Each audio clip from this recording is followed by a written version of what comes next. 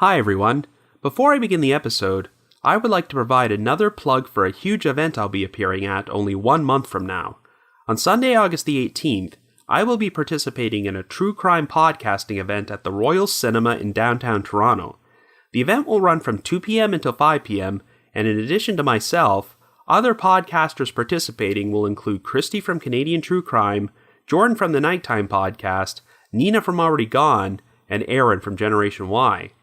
I'm also excited to announce that Canadian criminologist and author Lee Meller from the Murder Was the Case podcast will now be joining us as well for a chat, along with true crime author Nate Henley.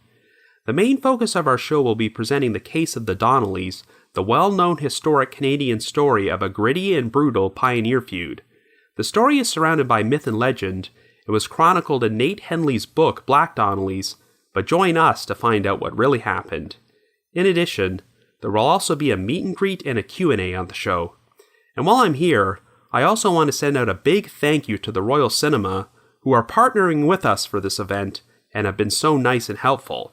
I used to go see movies at the Royal all the time while I was attending university in Toronto, so you cannot imagine how excited I am to be participating in an actual show there. If you're in the Toronto area and love indie and art house cinema, you have to check out the Royal. It's an historic cinema in the heart of Toronto's Little Italy with the best of both worlds. It's gone through extensive renovations and upgrades to state-of-the-art audio-visual equipment, but it still boasts gorgeous architecture. The Royal is also known for excellent programming. Their monthly signature series delivers shows which suit all tastes. Some examples include Cinema Cobb Movie Nights, which showcase classic and contemporary horror, Eastern Promises, which displays the highs and lows of Asian cinema, and Retropath, a showcase of truly bizarre cinema. Those are just a few examples, as there are at least 8 different signature series celebrating cinema, so you'll be sure to find something that you like. To check it out and see what's coming up, just go to theroyal.to or Google the Royal Cinema to follow them on social media. And if you would like to attend our true crime podcasting event, tickets are only $25, and you can purchase them at nighttime.com/Toronto. You'll also be able to find a link to the website in our episode description. Anyway, we hope to see you on August the 18th. Thanks for listening to our promo for this event, and enjoy the episode. April 30th, 1991. Santa Clara County, California. After spending the night in downtown San Jose with his friend Gene, 36-year-old Dick Hansen notices that he is being watched by a man in a car. When Dick and Gene leave the city in their respective vehicles, they are followed by this man for over 10 miles, prompting Dick to leave the freeway and pull over. When Dick walks over to the man's vehicle to confront him, he is shot twice before the driver flees the scene. Even though Gene is left alive as a witness, the identity of the killer, as well as the motive for his crime, remain unknown. After that, the trail went cold.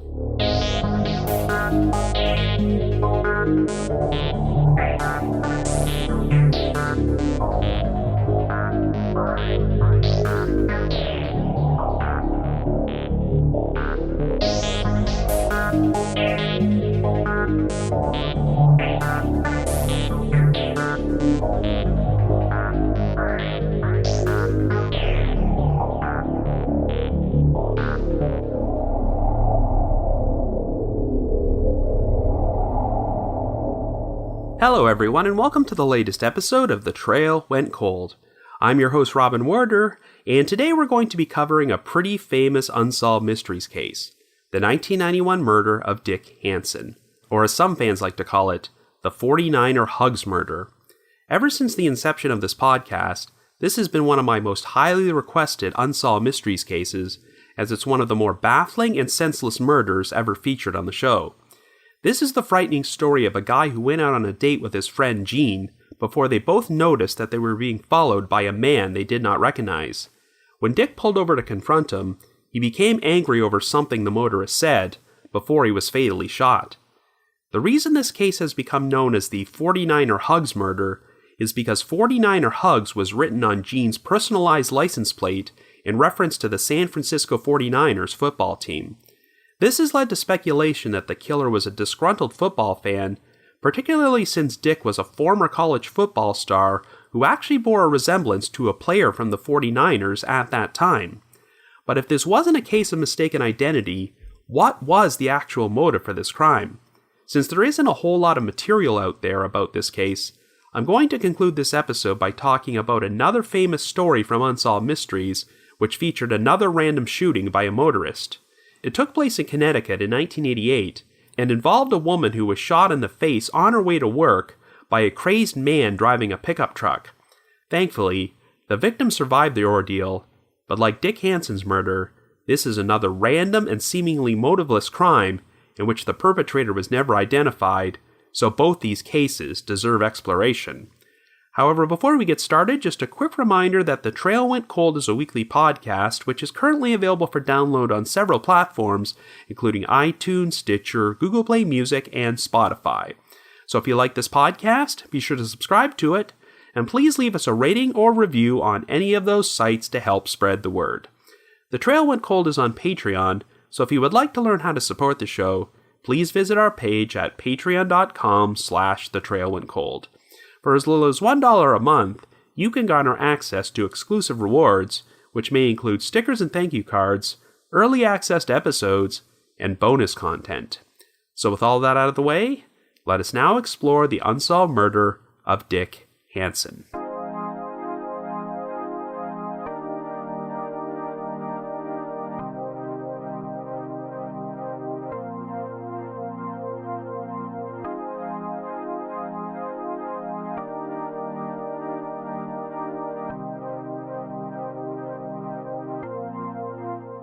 Our story begins in California in 1991.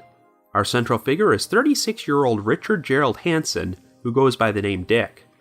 While attending Santa Clara University during the 1970s, Dick was a star player on their football team, though a knee injury would prevent him from turning pro.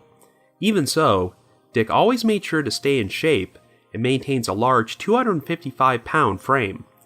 Dick currently lives in San Jose and has two daughters, ages 13 and 11, though he went through a tough divorce with their mother years earlier. On the evening of April 29th, Dick decided to go out on a date with a longtime friend of his. Her real name has never been revealed publicly, but on the Unsolved Mystery segment, she went by the name Jean, so that's what we'll call her here. Dick and Jean had been friends for many years and had an on-again, off-again relationship, but things hit a rocky patch 2 months earlier after an incident where Dick got incredibly drunk and yelled at her. As a result, Dick decided to undergo alcohol rehabilitation, and following his recovery, he called up Jean again to see if they could give their relationship another shot.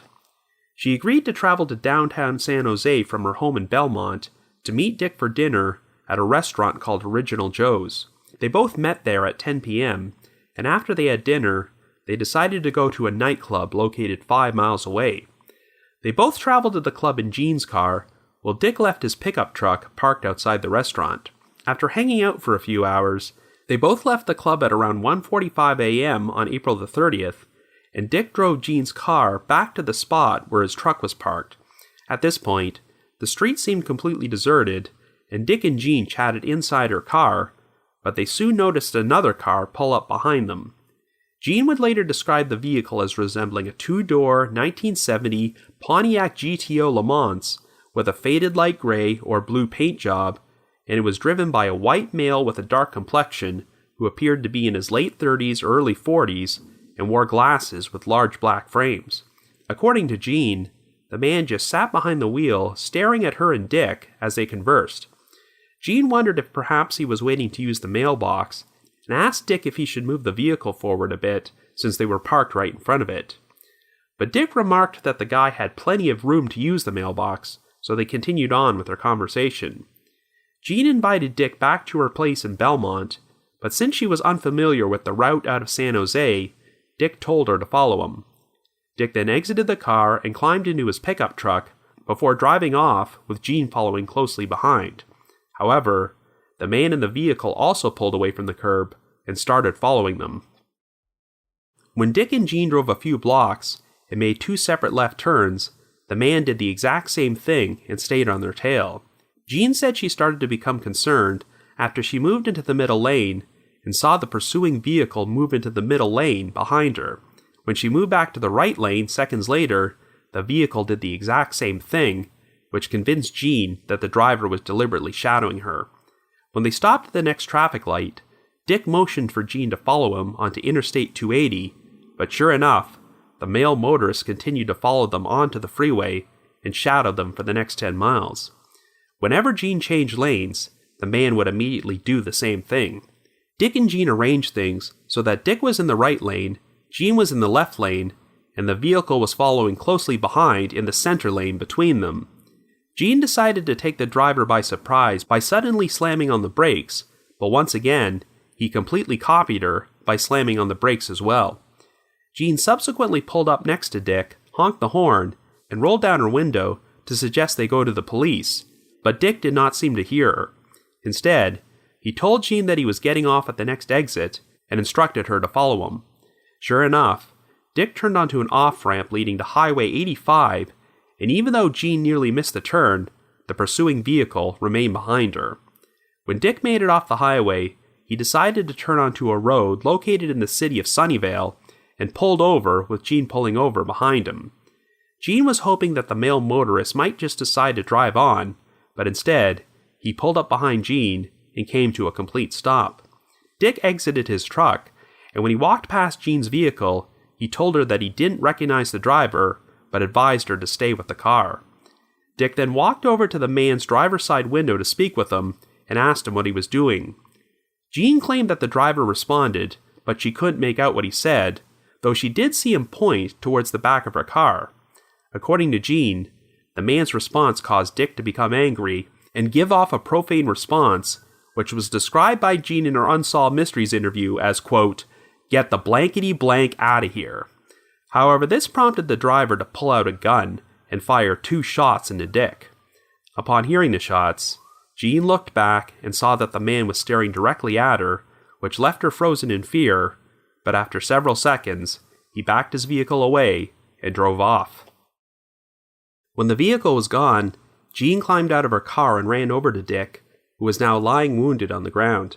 He had been shot once in the chest and once in the neck. Shortly thereafter, another motorist pulled over to see what was happening and went to summon medical attention. When paramedics arrived at the scene, they transported Dick to a hospital, but he was pronounced dead shortly thereafter. The crime left everyone completely baffled, as there didn't seem to be any indication that either Dick or Jean knew the killer, or any motive for this man to have followed them for several miles to commit murder. It also seemed strange that the killer would decide to shoot Dick, but leave Jean behind as a living witness, but her story checked out, and she would be cleared as a suspect by police. The only potential motive investigators could come up with involved the personalized license plate on the back of Jean's vehicle, which read, 49er Hugs. This was a reference to the San Francisco 49ers team from the National Football League, and given that Dick was a large man who had been a college football player, there was speculation that the murder might have been a case of mistaken identity. In fact, while they were having dinner, Jean claimed that Dick was recognized by someone who mistakenly thought he was a current player for the 49ers. In the end, there was no evidence to support the theory that the murder was related to football, but the problem is that there was no evidence to support any particular theory, and the investigation failed to turn up a potential suspect.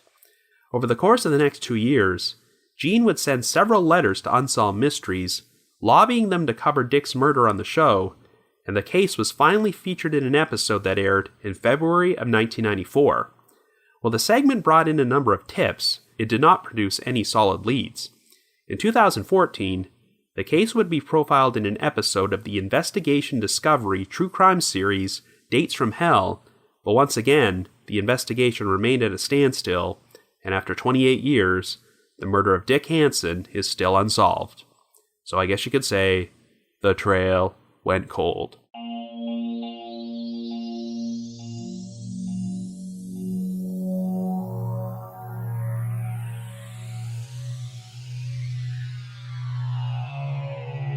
So like I stated in the intro, this case is sometimes referred to by Unsolved Mysteries fans as the 49er Hugs murder, as Jean's license plate was the only piece of evidence investigators could use to formulate a potential theory for this crime. To be honest with you, When I first saw this case featured on the show, I was always pretty skeptical about this theory, though I have become more open to it in recent years. When the case was featured on Dates from Hell a few years ago, they mentioned Dick being mistaken for a San Francisco 49ers player on the night of his murder, which was the first time this particular piece of information was ever revealed publicly, but I'll talk more about that in a little while. Sadly, as memorable as this story is, it doesn't sound like it's gotten a lot of coverage in the media, as there aren't many articles and resources available for it online, and it seems like the primary sources are the Unsolved Mysteries and Dates from Hell episodes. And unfortunately, there is some contradictory information about certain aspects of this case, particularly when it comes to the exact circumstances of Dick and Jean's date before the murder took place. Like I mentioned earlier, Jean's real name has never been released publicly. Since the Unsolved Mysteries episode aired only a few years after the crime, Jean still wanted to protect her identity, so she was interviewed on the show in silhouette, and her face was not shown on camera. By the time the Dates from Hell episode was produced, over 2 decades had passed, so this time, Jean was willing to show her face and appear on camera during her interview on the show, though it seems pretty apparent that she's wearing a wig in order to disguise herself a little bit. Now, the Unsolved Mysteries episode implied that Dick and Jean were just friends, and the reenactment actually showed them hanging out in a bar with a bunch of other people, making their encounter look like a big social gathering.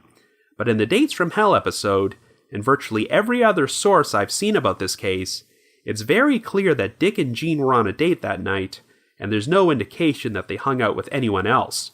Perhaps Unsolved Mysteries fudged the facts a little bit, because Jean wanted to keep the details of the relationship private at that time.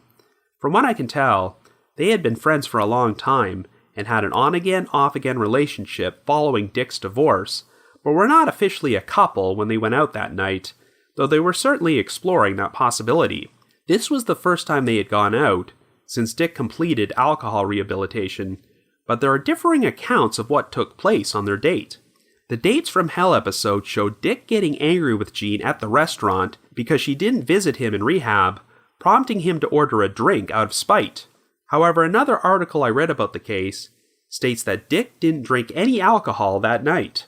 Quite frankly, I would not be surprised if the detail about Dick ordering the drink at the restaurant was a piece of dramatic license for the show. This was the first time I ever watched an episode of Dates from Hell, and let's just say that it will probably be my last, as it's an overly sensationalized true crime show with ultra cheesy reenactments.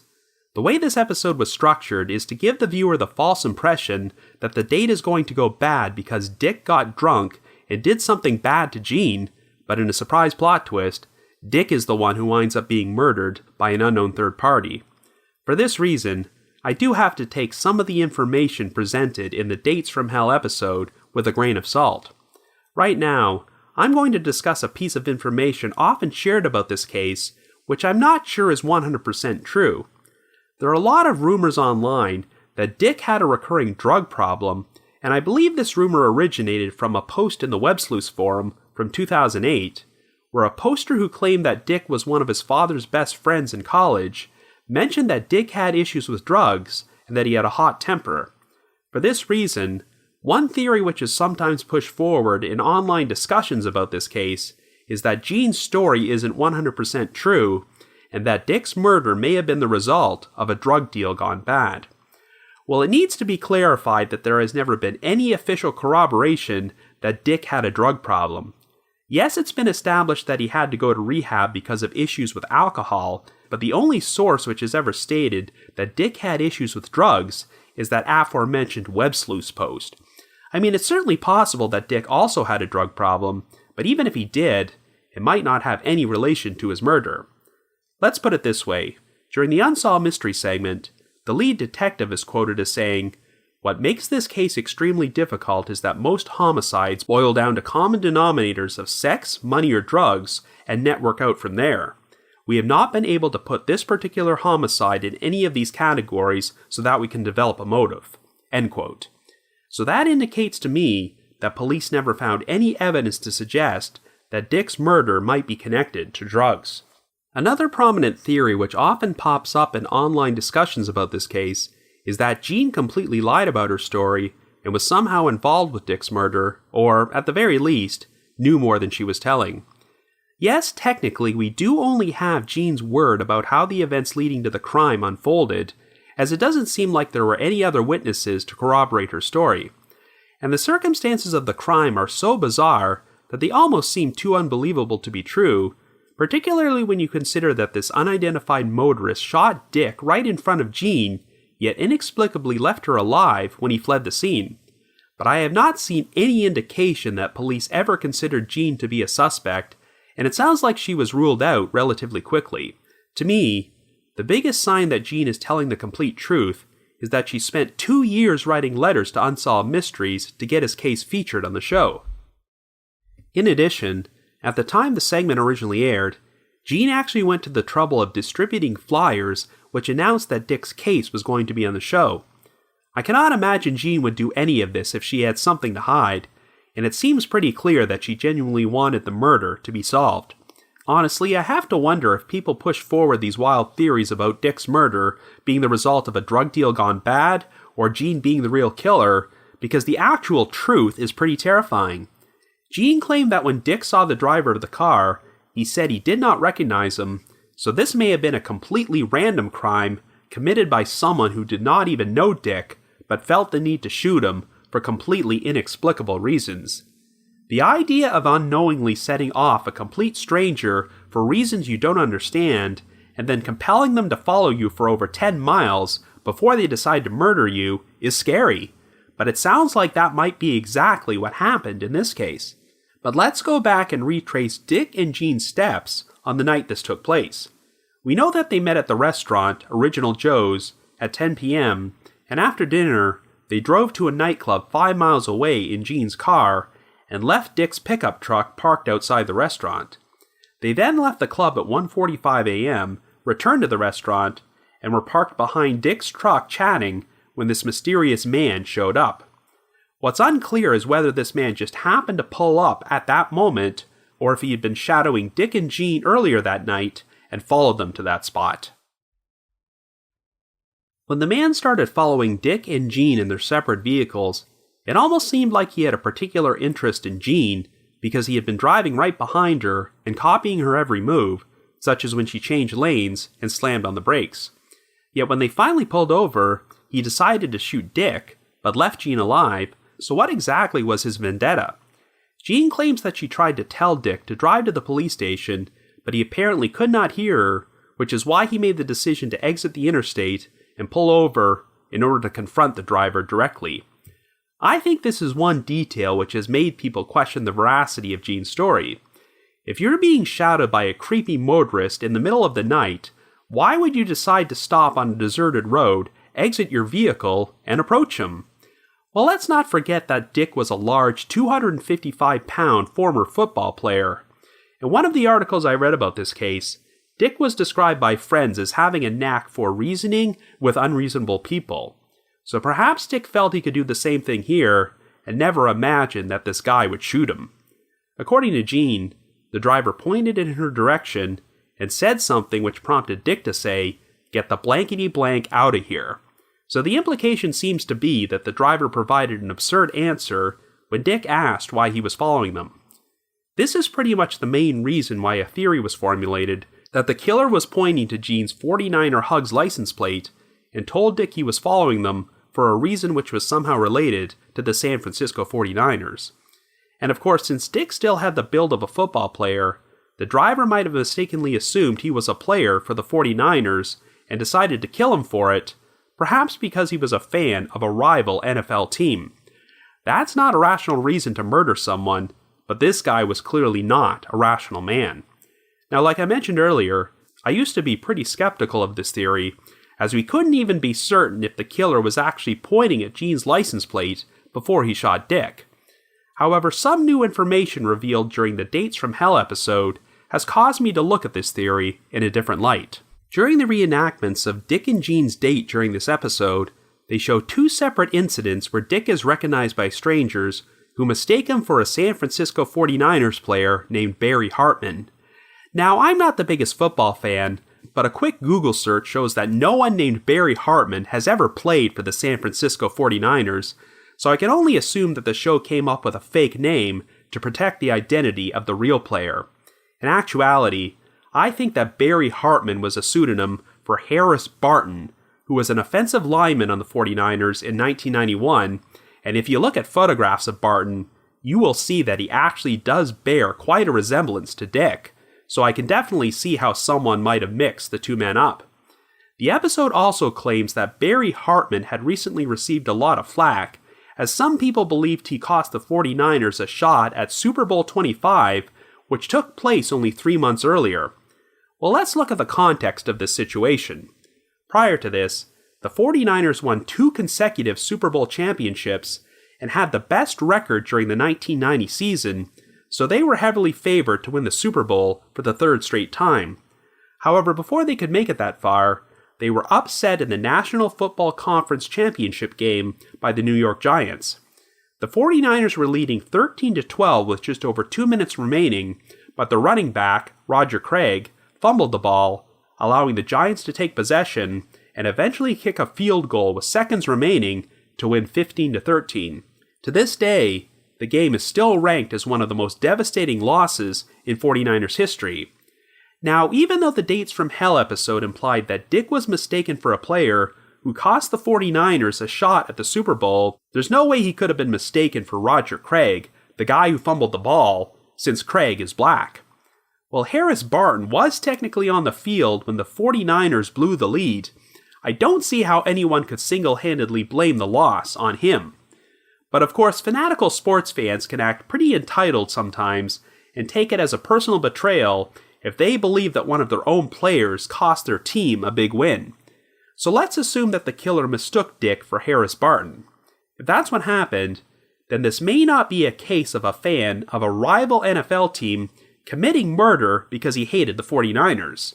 Instead, the killer may have been a fanatical 49ers fan who thought they were killing Harris Barton out of revenge for costing their favorite team a championship. If the driver told Dick he was following him because he believed he was Barton, that's the type of thing which could have prompted Dick's angry reaction. And if his vendetta was with Dick because he mistook him for someone else, then this might explain why he left Gene alive. Of course, one of the biggest issues with this theory is that the 49er Hugs license plate was on Gene's vehicle, not Dick's. They got into separate vehicles when they drove away, but the perpetrator couldn't have known they were both planning to drive to the same location. His actions seemed to suggest that he was more interested in pursuing Gene than Dick, which goes against the idea that he wanted to kill Dick because he mistook him for a 49ers player.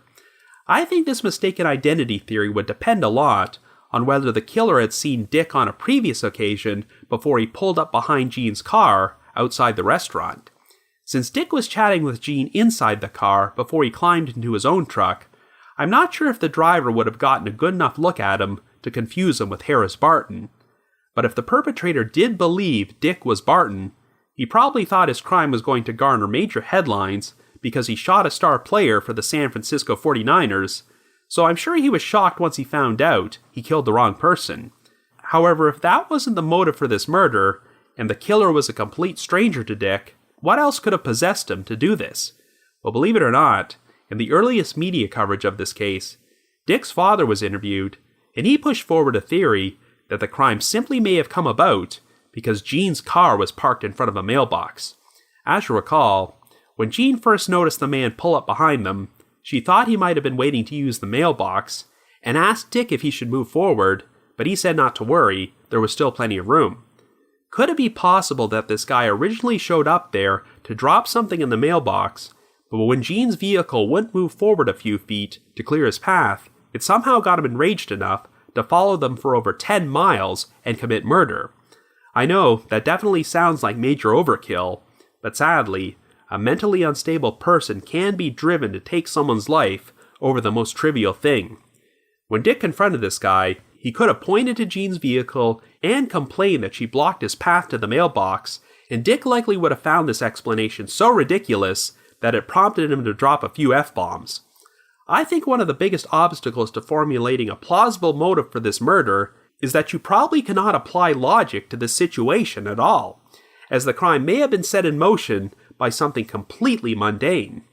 Given his actions, it would not surprise me at all if the perpetrator has committed other murders besides this one. In fact, some people have pointed out that his composite sketch resembled the original composite of the Zodiac Killer. Given that this crime took place in Northern California, and the victim was seemingly chosen at random, I can see why it would be tempting to believe this, but I think the perpetrator was far too young to be the Zodiac. In the end, I do not think this crime was personal, or committed by someone with any connection to Dick or Jean. I don't completely discount the theory that the killer was a deranged football fan and his motive had some sort of connection to the San Francisco 49ers, but I ultimately have a feeling that he just wanted to kill someone that night and came up with his own twisted reason to select Dick as a victim. And that would explain why there have been no solid leads in the investigation for nearly 30 years, because crimes which are committed at random are often the hardest to solve. It's scary to think that a man may have lost his life simply because he crossed paths with a stranger who felt an urge to commit murder, but the explanation may really be that simple.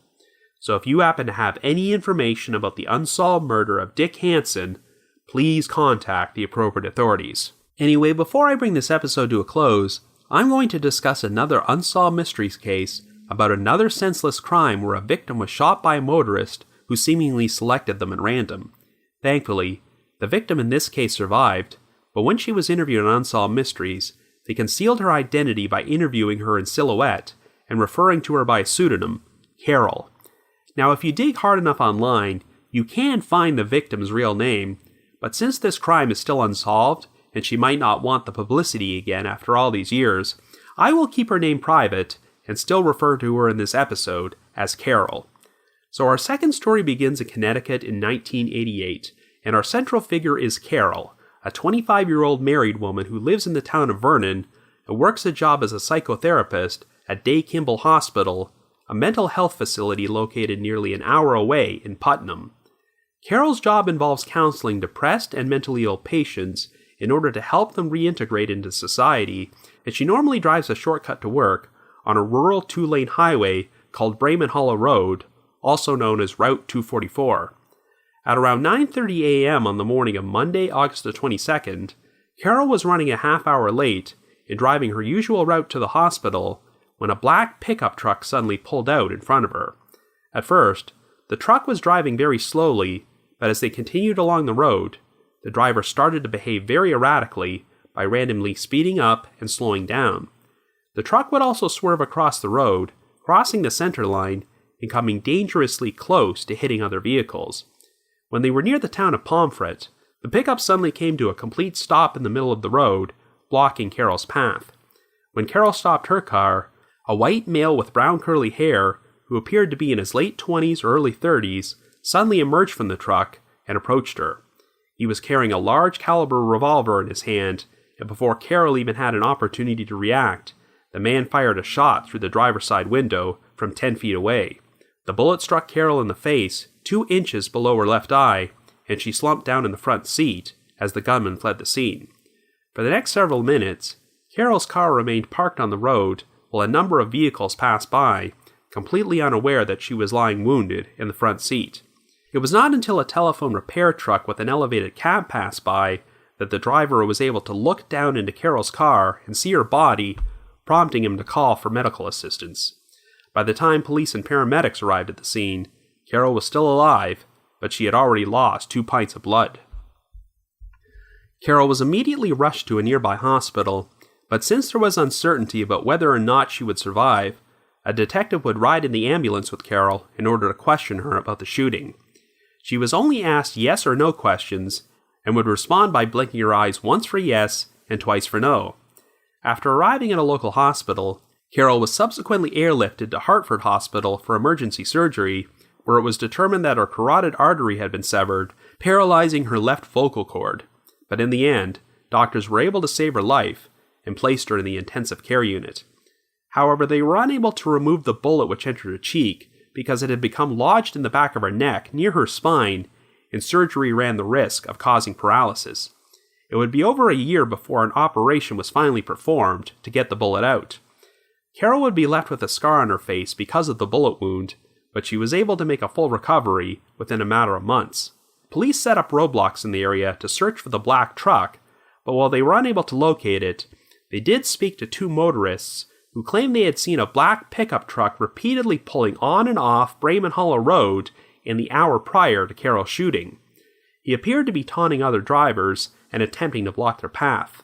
Investigators looked into Carol's background, but even though her job involved working with mentally ill patients, there was no indication that any of them were responsible for shooting her or that she had any known enemies. It seemed apparent that Carol was selected completely at random by a stranger, and there was no discernible motive for this crime. Unfortunately, there were approximately 300,000 black pickup trucks registered in Connecticut at that time, and investigators had very little to go on in order to narrow them down to a potential suspect. The case would be featured on an episode of Unsolved Mysteries in January of 1990, but failed to bring about any solid leads, so Carol's shooter continues to remain unidentified. So I guess you could say the trail went cold. Now, this is a case which Unsolved Mysteries fans often rank as one of the most frightening stories ever featured on the program, because it's the sort of crime which could happen to anyone. The victim was just on her normal route to work on a seemingly ordinary day until, for completely inexplicable reasons, some maniac just decided to pull his truck out in front of her and fire a bullet into her face, though thankfully, she did manage to pull through. I do think this is an important case to talk about, because it is so terrifying, but the reason I've added it as an epilogue to the Dick Hansen murder on this episode is because there really isn't all that much to talk about. We know exactly what happened, we just don't know the identity of the perpetrator or his motive. If Carol had been killed and didn't get the opportunity to share the circumstances of how she was shot, police would have had virtually nothing to go on. Everything in the investigation seems to indicate that the crime was completely random and the shooter did not know Carol personally. Even though Carol drove the same route to work every day, she was running a half hour later than usual on this particular morning, so theoretically, if someone was targeting her, they shouldn't have known that Carol would be on that particular road at that particular time. Carol's interviews on Unsolved Mysteries are pretty vivid, as she was filmed in silhouette in order to conceal her identity, but she was apparently left with a noticeable scar on her face. And at the time that interview was filmed, the bullet had not yet been removed from Carol's neck, so she was living with a daily reminder of what happened to her. Believe it or not, on the day the Unsolved Mysteries episode originally aired, a number of local newspapers published articles about the case that used Carol's real name, even though she kept her identity concealed in the program, which seems a bit counterproductive. Composite sketches in general are always pretty creepy to me, but the sketch of the curly-haired gunman is one of the more eerie ones, especially when you consider that Carol only looked at that face for a few seconds before he fired a bullet into her.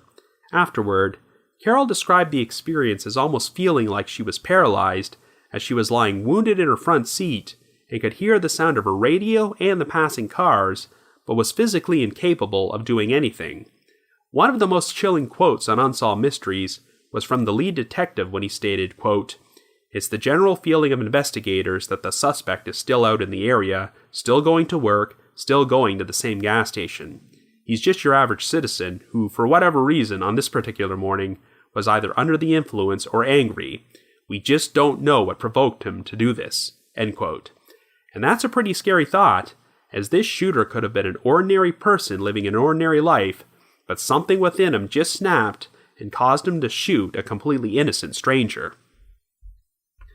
The key difference between this story and the Dick Hansen murder is that the perpetrator seemed to develop a fixation on Dick and followed him for miles before committing the crime, but here, we really have no idea what prompted the gunman to choose Carol. In Dick's case, the victim might have unknowingly did something to set the killer off, but it doesn't sound like that occurred here. We have multiple eyewitness accounts of a black pickup truck displaying erratic behavior and taunting motorists on that same road before Carol even drove by that morning. It's apparent he was looking for trouble, and perhaps he was building up the nerve to shoot somebody, and Carol just happened to be in the wrong place at the wrong time when he decided to go through with it. I'm not even sure I'd classify this as a road rage case, because it doesn't sound like Carol did anything which might have set him off. He simply pulled out his truck in front of her and drove erratically for a short period of time before he suddenly decided to stop in the middle of the road and climb out to shoot her. He also didn't even bother to check and make sure Carol was dead before he fled the scene. I don't know if this is the only murder this person has ever committed, but it would not surprise me at all if he has inflicted violence on other people in his life before. Anyway, like I mentioned earlier, crimes which are committed at random are often the hardest to solve, as all investigators had in this case were a description of a suspect in a black pickup truck, but nothing more concrete which could help them narrow things down. Given that over 30 years have passed, I'm not sure this crime will ever be solved, but it would be nice to know that a person who is capable of such a senseless and horrific act of violence like this is no longer out there on the street. So if by chance you happen to have any information about this shooting, please contact the appropriate authorities. But if you just have your own thoughts about either of today's cases, feel free to leave me a comment or send me an email to robin.warder@icloud.com. That's robin.warder@icloud.com. Now, the reminder that The Trail Went Cold is on Patreon, so please visit patreon.com/thetrailwentcold to learn how you can support our podcast and become eligible for some pretty neat rewards. Over the past year, we've already produced a bunch of exclusive bonus episodes for our patrons in Tiers 2 and 3, and we recently released a bonus episode titled The CrimeCon Chronicles, in which I share my personal experiences attending CrimeCon these past 3 years. And for our patrons in Tier 3, I've also released a new audio commentary track, which can be played over a classic episode of Unsolved Mysteries. So to learn more information, feel free to visit our Patreon page. I'd also like to give a shout out to our most recent listeners who have signed up to join us on Patreon this week, and they are John T., Dana P., Jeffrey V., David F., Zell, and ASTT100. Thank you all so much for your support. I also just wanted to give another shout out to my supporters at the Unresolved Mysteries subreddit and the Unsolved Mysteries message board at the Sitcoms Online forum, which has a number of interesting threads about today's featured cases. Need to provide a big thanks to Miguel Foote, who edits and assembles this podcast together for me, and Vince Nitro, who composes the eerie music you hear on every episode. If you haven't already, you can like us on Facebook, follow us on Twitter, or leave us a rating or review on iTunes, Stitcher, Google Play Music, or Spotify. So have yourself a good week, and join me next Wednesday for another brand new edition of The Trail Went Cold.